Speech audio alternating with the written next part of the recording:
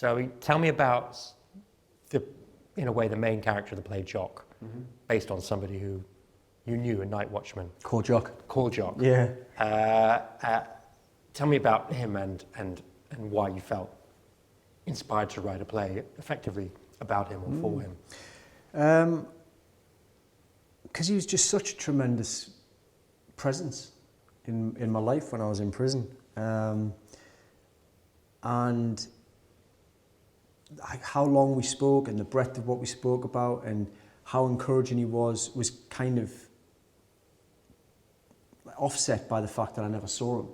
You know, he was always in the shadows, kind of, you know, like I would catch an eye or, you know, part of a mouth. And it wasn't until after I got out that I realised like how much of my experience in prison was impacted on by him, and like how kind he was. You know, like he was, I think he's the only person who I can remember speaking to me and the other lads with a modicum of respect and kindness and interest.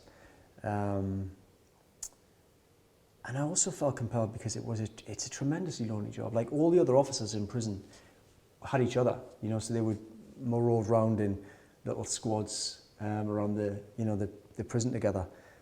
But Jock was so solitary. You know, his job was so isolated, just to walk the corridors at night.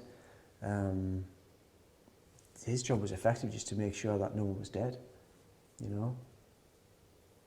And was that unusual then for him to take such a kind of interest in you all and be so kind of empathetic?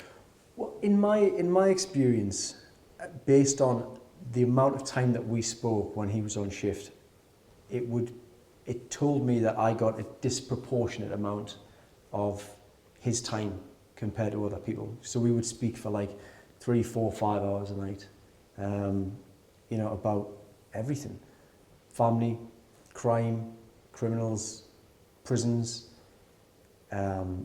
aspirations, what I was going to do when, you know, on the other side of this. His experience has been on that side of the door I can't even remember how many prisons he's worked. Yeah.